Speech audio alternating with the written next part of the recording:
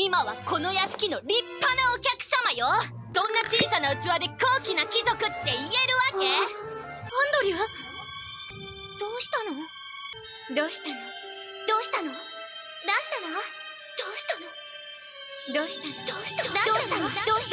どうしたの？ Of course I do. Chariot's so pretty, cool, and so shiny. There's something really wrong with you if you're a witch and you don't admire her. Profesora, hoy tiene unas aletas muy bonitas. Son muy brillantes y hermosas.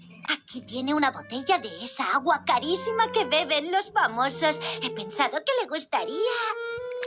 Y en cuanto a los exámenes de hoy, me preguntaba si no podría ser benévola conmigo. ¿Esto es tuyo? ¿Eres estudiante de Luna Nova?